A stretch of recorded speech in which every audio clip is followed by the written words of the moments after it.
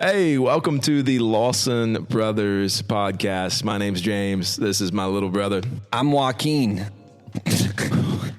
In the world. That was my name. In high school. In Spanish in high school, we got to choose names. And my high school Spanish name was Santiago. Santiago? Because they told me that was the Spanish translation of James. I have no idea if that's accurate or not. But that's what my teacher told me. Santiago.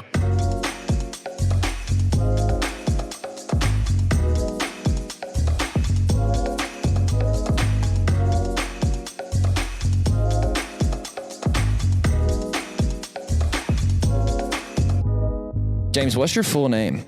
James Marion Lawson. For some reason, I was like, it's not James, it's Jamiel.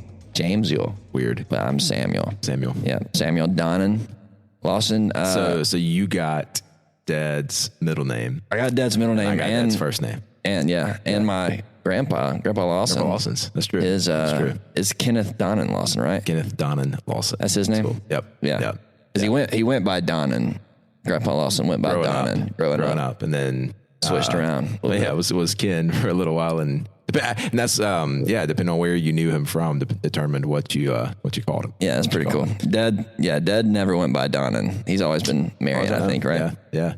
So I don't know if you realize this or not, but what? So Dad named me after my middle name is Dad's first name, right? And your middle name is Dad's middle name, right? Noah's middle name is my first name. Yeah. And Judah's middle name is my middle name. I guess, knock on wood. Do you know if that? I have two boys one day, dude, I got to keep that going. Keep it going. So Samuel. There are some steps that need to take place first. Before I have boys? Absolutely. Well, duh. Just clarifying there. What are they, James? We're not going to go there, Sam. We're not going to go there. You opened the door. That's too much content. Braden would have to edit out. Jeez, that was weird. Zero implications with that conversation right there. Zero implications. But yeah, so you're James Marion Lawson. Emily's Emily Elizabeth Lawson Motes. Lawson Motes. Did she drop Lawson when she got married to Chandler? Not on her voicemail. Huh? You remember her voicemail? Is it still on her voicemail? I don't know, but for the longest time, if you would call her voicemail, she would say, "Hey, this is Emily Lawson. Motes." That's funny. That's funny. I used to laugh at her. Dude, but now she has a son. She has a son. Yeah, she and Chandler have a son. His name is Lawson. Yeah, they named him Lawson, and Chandler gave Lawson his first name as his middle name. So it's Lawson Chandler. Lawson Chandler Motes. Yeah. What a name. It's a great name. What was your first reaction when you found out that your last name would be Emily's son's first name? I mean, that's a cool first name. I like it. Yeah, it's great. I like it. It's a great name. It was funny when we told our boys Noah, because Noah was like, "That's a weird name, Lawson, you know." Lawson, is that what he said? That's what he said. And it was funny.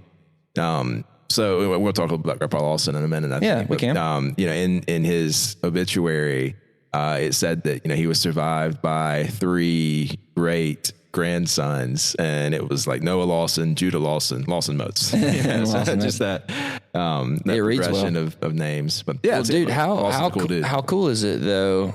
And I guess we could open this conversation up a little bit. The importance of a name, importance of a name, and like the power of a name. Yeah.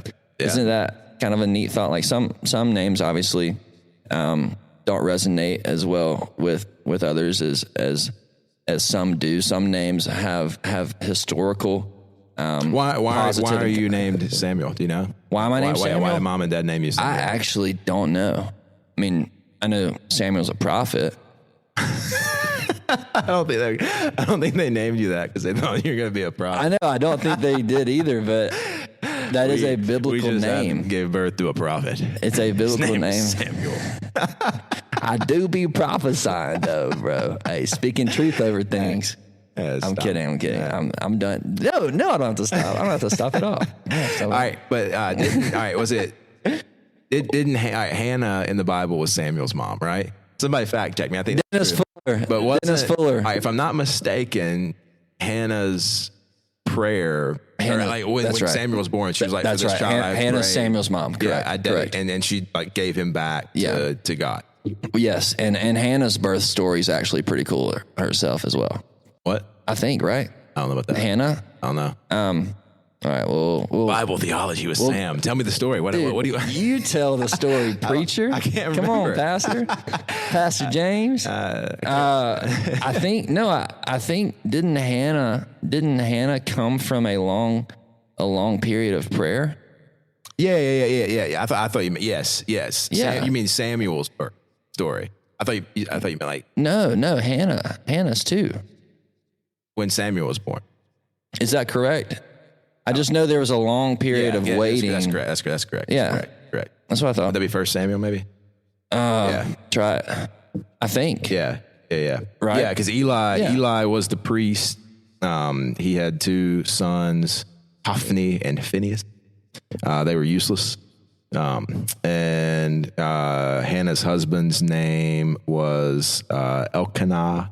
And she didn't have kids, and she was taunted by her husband's rival wife. Right. Yeah, and then eventually, she prays to God and makes a vow and says, "Hey, if you will give me a son, I will give him to the Lord all the days of his life, and his hair will never be cut." It's pretty cool. And Eli sees her praying, thinks that she is drunk, and she is not. She's praying. Yeah, pretty cool. Pretty cool story. I don't know. She named him Samuel because she said, "I requested him from the Lord." Maybe that's why. Because I don't know if you should ask mom and dad. I have to ask them. I will have to ask them that because if you remember, mom and dad, they had a miscarriage before I was born, and I do remember that. So it might actually be. Could be that they named me Samuel because they said I'm from the Lord. Right from the Lord. Just a gift from God. A gift from God. That's similar to Noah's, to our deal with Noah. Not our deal, but like the story with Noah. Tara and I had a miscarriage about a year after we got married. We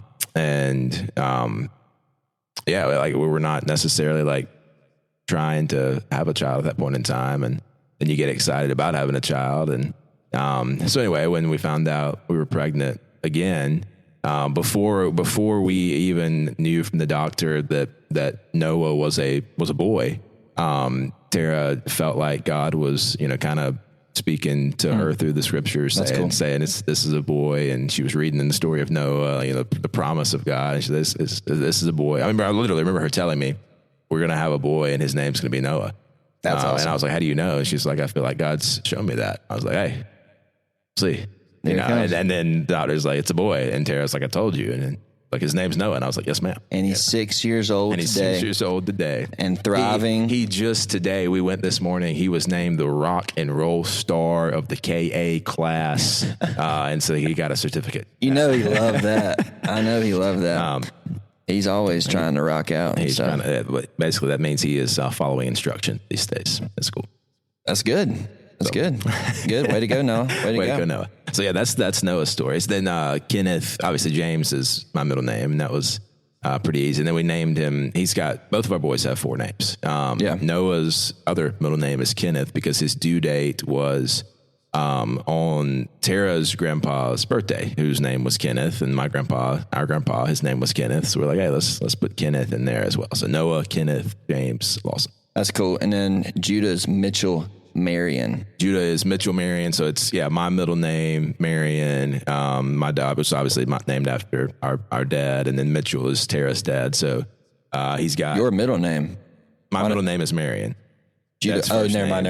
I was thinking Judah. Yeah, I'm with you. So Mitchell Marion, my middle name, and Tara's dad's first name. So, both of our fathers. And then Judah means brave, brave worship, brave praise. He is brave. He has no fear. No. So that's kind of the prayer, I guess, for him, was that he will grow up to be a brave worshiper, leading people. On the way to the worship of God. That's cool. No, that's awesome. Elizabeth was mom's middle name. Correct. Tracy Elizabeth Jones. Yeah. Her maiden name. And then where did Elizabeth come from before that? Is that Barbara Jo Elizabeth? No. It's just, grandma's name is just Barbara Jo Davis. Barbara Jo Davis. She's not a Williams? Elizabeth was, no, Davis. I've been telling people he's a Williams. Wrong. No, she's related. Roy Williams used to coach UNC. Yeah. Is her first cousin. I knew that. But she's not a Williams. She's not a Williams. No, she's a Davis. Davis, okay. Yeah. Big Tar Heels. No, not me. I am. Go Blue Devils. Grandma, let's go home. You go home. Go home. Go Blue Devils. Go home. Elizabeth was Grandpa Jones' mom's name, actually. First? Yeah. Elizabeth Jones. What? Okay. No, Elizabeth Jones. I don't know what her maiden name was, but that's nice. Yeah. Okay, so mom has that, and mom gave that to. So here's a question: Do you think that like when you name a child, what does that say about their future? I think a lot. Really? I think. Well, How's that work? I think potentially a lot. Okay. Potentially it can influence. I'm just thinking, and this is a bit of a different conversation, but I've heard some different, I guess, coaches, life coaches, maybe parental coaches, talk about the psychology, or teachers even, the psychology, the psychological effects of positivity and negativity, and the way vocabulary can lean either way. Such as if I'm like, James, you're so sweet, buddy, and you're a 4-year-old. Yeah. And I say that all the time. You're sweet, you're kind, you're nice. You start to believe it. You start to believe it, and you start to embody that as you grow and progress. Yeah. And if the opposite, if I'm told I'm a Lawson, which I was told, hey, you're a Lawson, when you leave, think about the name on your back. Yeah. What did I always say? Remember who you are. Remember who you are and whose you are. Yeah. And obviously he's not just talking about being a Lawson, but he's talking about you're reflecting Jesus. Sure. And that sort of thing. And I think there is a lot to say about the power of a name and the connotation that is associated with the name. Yeah. But I don't think it has to rule you if you have a bad reputation, or if there's a historically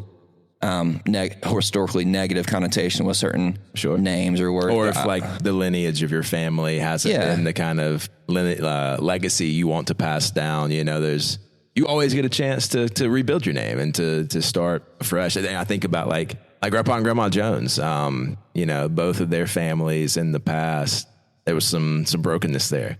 And they made a choice that together their legacy was going to be a little different in terms of the way they parented and led their family. And that's really cool to see how they've passed a different legacy down to their kids than maybe they were given. Yeah, it's cool, and it's fun being their grandchildren, right? We get to experience some of the fruit of their decisions very much. Yeah, but there's a reason that people don't name their kids Judas or Jezebel.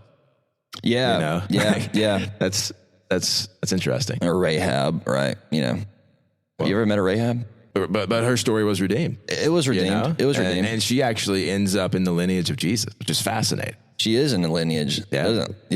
How about that? No, it is. It's incredible. But I guess full circle, you as an individual get the chance to make a decision about your current day. Sure. How you live, how you react and respond to things. And so there is power in a name, but there is one name. Ooh, that's good. Above every name. That is above every name, that actually liberates us to make good decisions, to be nice, good people. So we were talking before we jumped on here a little bit about Grandpa Lawson, who passed away a little over a week and a half ago now. And we were in the upstate last week and got to celebrate his life with our family. And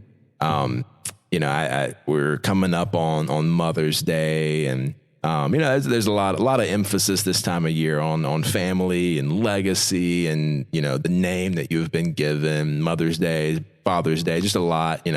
But it's interesting. This is a lot of focus on family this time of year. As summer's coming and family vacations and all that. Just family, a lot of family stuff happening. So, just would love to hear kind of your thoughts on the celebration of life, that Grandpa's service, and what was that like for you last Thursday? Yeah, it was the first family member that I've ever lost that was that close. So interesting. How was it? First reaction, I'll do an emotional reaction. It was interesting and tough. To think through and to work through. Spiritually, energizing and really incredible to have to respond to death. Death is something I think either people maybe are made uncomfortable by when they hear about it. Like death makes people uncomfortable, right? Yeah, people don't know how to respond. You don't know what to say. You don't know what to, how to comfort you. And you don't really know, like, yes, we understand death, but like we've never experienced it. We've never, no, we can't say that we've experienced it, and we can't say that I can't say in confidence how I'll respond to it until it comes. But what it does do is give us a chance to tap into a reality that's very true. It's that we're all going to die. And Mom just texted me back, and so let me look at this. And her quote, to go back to that conversation I told you, bro. Donnan is your daddy's middle name, your great-grandmother Lawson's maiden name. Didn't know that. I didn't know that either. Great-grandmother Lawson's maiden name. First, we liked the name Samuel and liked the biblical story / meaning of Hannah. Hannah asked God for Samuel. You were born after a miscarriage, a special blessing for which we prayed and are grateful for. Fine to mention miscarriage. There we go. So just leave all that in there. But thanks, Mom, for responding to that. Maybe that will encourage some moms post Mother's Day, or some ladies who have been through that and walked through that God can bring beauty even from that. And He captures our attention through tough stuff. Yeah. So you were talking about death and like finding hope in the midst of the difficulty, the tough. Well, I just said you're faced with the reality that all of us are going to face death one day. Sure. And one might have hope through that, facing the reality of death, or one might not have hope yet. Sure. That's fair. Right. And so I'm definitely not saying that everybody has hope when they face death. What I am saying is that we have the opportunity to have hope. Yeah, you can. When you're in the face of death. Sure. And that really kind of hit home with me for the first time in a very tangible way, standing in the receiving a friend's line, not as somebody that's attending or receiving a friend's, but on the receiving end of friends in that line. Is a very different perspective, really weird feeling of, seeing people you hadn't seen in years and they still look the same. They sound the same. Few heads are a little wider than before, or, I'll stop there. But no, it was a great reminder for me to think, speaking of names, to think about what people will think of when they hear your name. And Grandpa Lawson, you say Ken Lawson. Yeah. And people have stories of him talking to people at stores, praying with them, missionary, Christ-like, loving, give some crazy gifts at Christmas time. You never know what you're going to get. Loving, full of joy, a goofball. Like the power of a name and a reputation can transcend even a physical presence here on this earth. It was so phenomenal to me, like hearing from people coming through the receiving friends line, because everybody talked about, it seemed like, how good of a friend Grandpa Lawson was. It was like everybody felt like they were his best friend, and I don't know how many people came through the line, but the funeral was midday on a Thursday, like the middle of a work day. Like it was a phenomenal turnout. I thought, of people coming by to say, hey, we loved Ken Lawson. We loved Don and Lawson, because it was clear that Don and Lawson loved Jesus and loved people. Yeah. It's very cool to think through. Another way that I would answer that is because Grandpa is now in heaven, in fellowship with his Savior. What was also cool for me to think through was the fact that he is reunited with Grandma Irene, who passed away before Yeah. We were born now, Grandma Ella. Before you were born. Before I was born. Yep. Yeah. I hadn't really thought about that. But like I'm the only grandchild on that side of the family that has any memory of Grandma Irene.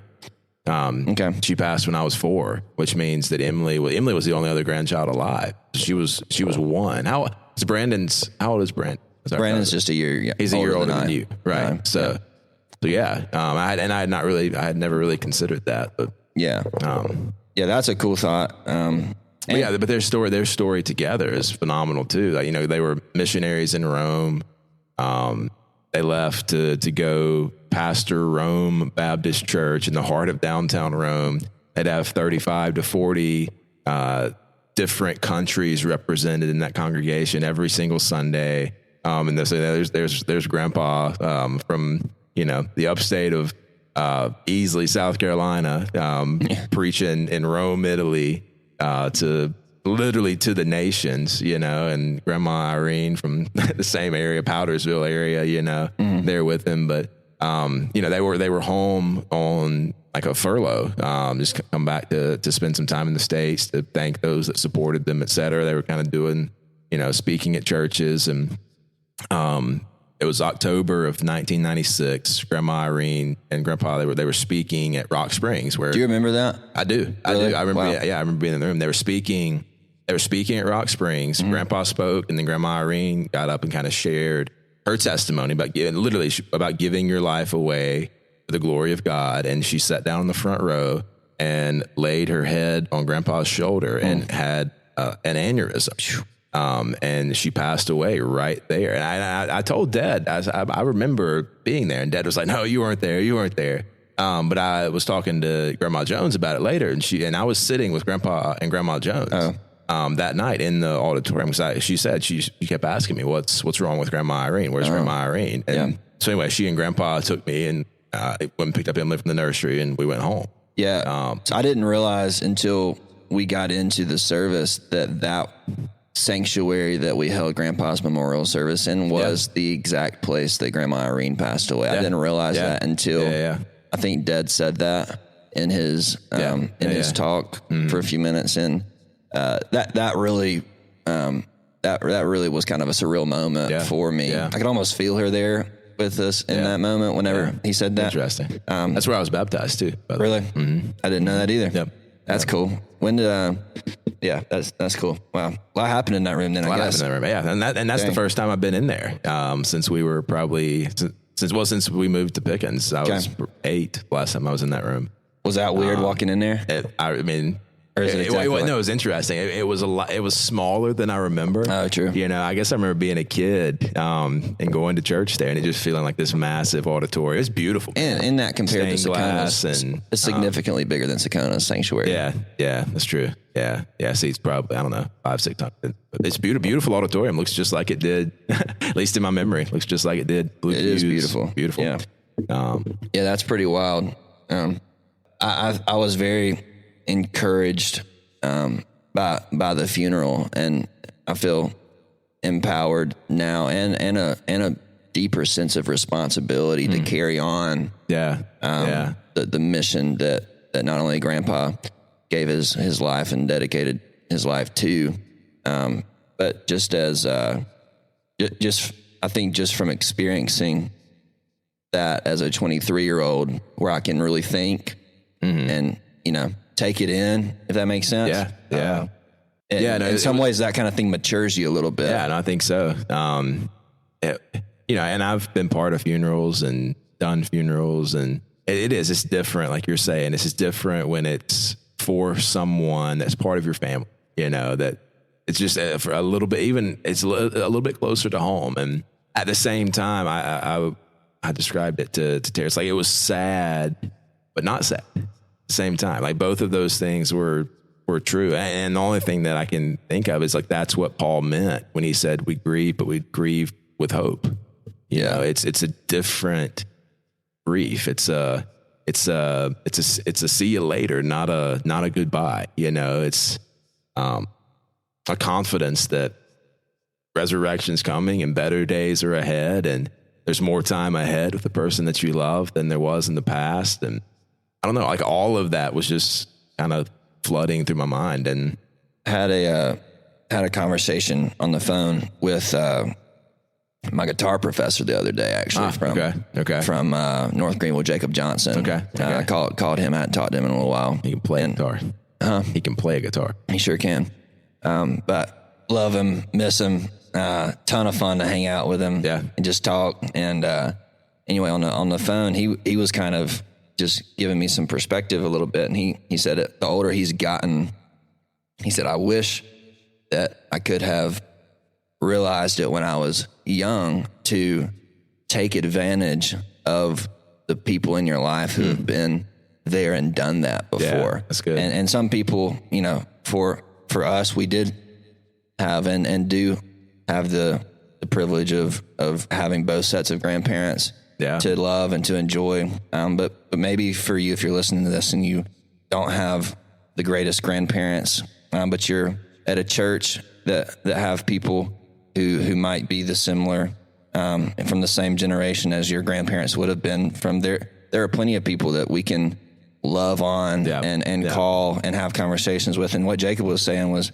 as he's gotten older, he realizes and kind of sees the need, not to just be loved on by the grandparents that are still around in his life, but to actively pursue an opportunity to love on the grandparents. So good, calling them regularly, checking in with them, because, they live for those moments. Like we're living for the moments as kids, sure, at Christmas time, or, we're really spoiled, to be honest with you, but, we're very grateful for those memories and stuff. Right. But there's so much wisdom there. There's so much life experience there. There's so much, looking forward to interacting with them.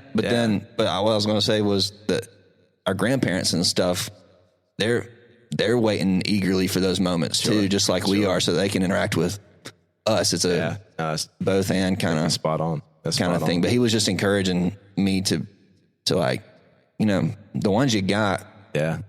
They're not always going to be here on that the was side. one of the things that I said at the graveside, was that if there were two things that you always knew when you left a conversation with Grandpa Lawson, and it was that he was praying for you and that he loved you. Yeah. Like it didn't matter how long it'd been since you talked to him, or that's true. How often you talked to him. Like every single conversation, he said it, and he made sure you knew it.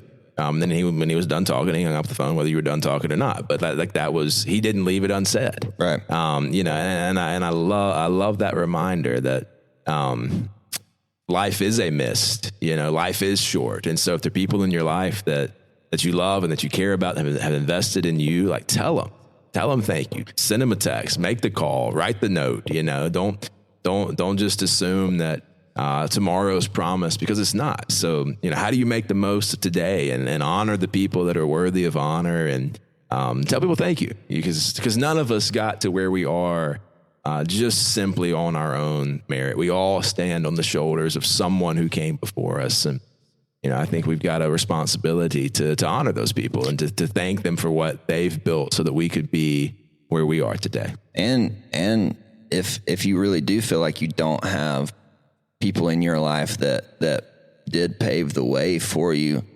maybe a little shift of perspective could be to see how you can be that person for somebody else. Oh, I love that. Maybe you're a 50, 60, 70-year-old listening to this, or 40-year-old or 30-year-old, 20-year-old. My goodness. Yeah. Maybe there's somebody in your life that needs you to, man up or woman up and love on them a little bit. Yeah, no, that's good. I love that. And be that safe haven for somebody else to look forward to a phone call from, or to share a coffee with, or breakfast or tea, Yeah. Maybe that's the action step for the day. Hey, find somebody in your life that you hadn't talked to in a while and encourage them today.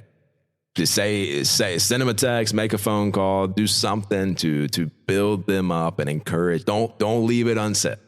Don't leave it unsaid. So yeah. Jesus didn't come to do anything but serve, right? And what's that scripture? He came not to. The Son of Man did not come to be served, but to serve, and to give his life as a ransom for many. Yeah, and that was in response to a question. What's it mean to be great? Mm-hmm. And you say true greatness is going last. It's putting the needs of others ahead of yourself and serving, even at great expense to yourself. That's cool. Who, James, who? Speaking of great. Oh, what? Go ahead. Sorry, No, go. I was going to say, who's the greatest basketball player of all time? You right in the middle of the NBA took that a turn. Who's the greatest basketball player of all time? Michael Jordan. Michael Jordan? Yes. All right, what if LeBron James wins number 5 this year? Still not greater, dude. Huh? Line up LeBron James and his accolades. He's the leading point scorer of all time. We're not talking about most dominant. He's the best player in the league at age 38. We're not talking about, I don't even know that I agree with that. Who's better? Huh? Who's better? I think you could easily make a conversation. For who? Stephen Curry. Stephen Curry is about to go home at the hand of LeBron James. LeBron James has gone home from the finals like 8 times without a win. LeBron James has made it to the finals more than all but 3 other NBA, what do you call it, teams. Your credibility's going down. 3 other NBA. This is about vocabulary. I know. Michael Jordan won 2 back-to-back 3-peat championship series. Michael Jordan. After going to play in the MLB. Michael Jordan didn't win a playoff series until he had Scottie Pippen on his team. Scottie Pippen's a great ball player. I'm not going to take that from them and at Rodman. all. Did he win without Rodman? I don't think he won. Did he win without Rodman? I don't know. Dennis Rodman? Yeah. Yeah, he won without Dennis Rodman. Okay. Yeah, I think so. Okay. Somebody can fact check me on that. Did you watch The Last Dance? Not the entire thing. That was a cool series. I really do like it. I like that one. I also like the edited version. The Dream Team. There was some language in the unedited version. Yeah, the edited version was better. Out. Yeah, it was better. The Dream Team's good. You ever watched that? I haven't seen that one. No, That's really good. That's about the 1992 Did Barkley Olympic play team. on that team? Charles Barkley, Patrick Ewing's on that team, Larry Bird. That was actually when Michael Jordan was kind of in, like, he was still on the young side of the league then. Okay. Magic Johnson was there. Okay. If you ever, John Stockton was on that team. Okay. The only college player that was on that team was Christian Laettner from Duke. Duke. And I think that led Did he play in the NBA? Christian Laettner? Yeah. He did? Yeah. Was he good? He didn't last for long. No, he didn't last for long. He could play college ball, though. People hated him in college. That's funny how they were like, oh, he wasn't good. Like, and you and I didn't even play past high school. You played a little bit in college.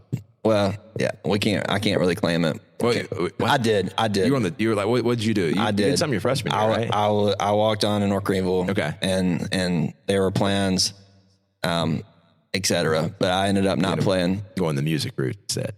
What? You ended up going the music route. Oh, yeah. instead. Well, yeah, I had to miss some scrimmages due to choir rehearsals.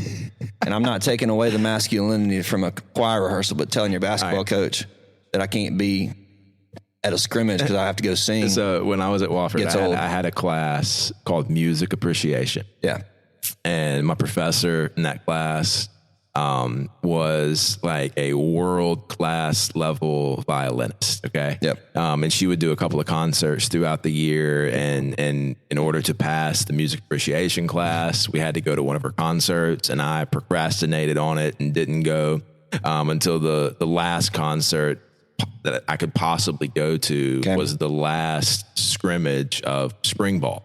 And so I went to Dr. Lee and I was like, listen, Dr. Lee, like I can't make it to a concert. Is there some other way I can get credit for this, this cultural event so that I don't, drop my grade from an A to a C in your class? And she tried to convince me that no, I had to come to her concert because Coach Ayers, our head football coach at Wofford, would be there too. And finally, I was like, ma'am, I don't think he's going to be at your concert the same day that we have our last scrimmage of spring ball. And so I skipped the concert. Coach Ayers was not at the concert. He was at the spring game. He was at the spring game.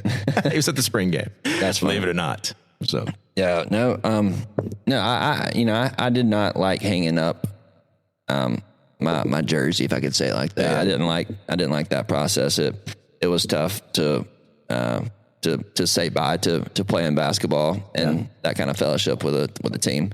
But what was really fun was learning to jump into the fine arts world. Sure. You jumped all out of North Greenville. Look where you are today. Well, yeah, I really did jump in and learned a lot about a lot of great people and that I would not have crossed paths with otherwise. It's fun. It's fun. Different people. People are the same, man. Everywhere, people are the same. We all have our tendencies. We all have our quirks. Yeah, we're all just trying to figure stuff out, and the mediums in which we do that are different. But the people are really simple. I think at the core of our being, we're simple. We're simple-minded. We want to be simple. Interesting. We want to hope. We want a purpose. and how we exercise that. That's good. Well, makes sense. The mediums are all different. Yeah. The way we pursue. I was trying to decide if I wanted to like push back with that, disagree. We don't have time today, but I think you're right. I think you're right. I taught a sermon one time and basically said, hey, there are 3 questions everybody in the world's trying to answer. Number 1, what is truth? Number 2, who am I? And number 3, why am I here? Great questions. And I think that does translate across times, across cultures, across people groups. What's the truth? Who knows the truth? Who's telling the truth? Because that informs everything else. Who am I in light of that? What does that have to say about what I'm doing on this planet, breathing oxygen? Dude, you can say the same thing about closets. You ready? Here Closets. Metaphor, everybody. Here it comes. It's been a while. Been a while. Here's it going. Every person, when they wake up, he or she wakes up, he or she's going to put on some clothes. Clothes represent a lot about the person. Maybe personality, maybe an economic status, maybe just the weather of the day, maybe some preference. What are the clothes' functions? Well, obviously to cover up, obviously to express themselves, and the colors are different. Sometimes the lengths are different, the heights, different sizes, right? Maybe you're on one side of the equator and it's like super hot. Maybe on the other side of the world, it's wintertime and in the middle of the night and somebody's going to work a night shift. So those clothes are going to look different, but the function's the same. I feel like in some similar ways, we dress ourselves up with our culture. We dress ourselves up with our religion. Yeah. And all of which don't point to the same absolute truth. That's not what I'm saying. There's one absolute truth. The core of it is... The core of why we're doing what we're doing. Yeah, we're looking for truth and identity and purpose. It's pretty similar. Yeah, I love that. That's good. That's good. I learn a lot from closets. You and your metaphors, man. Well, take it with you. With that, have a great Blue Flame day. We'll see you back next week.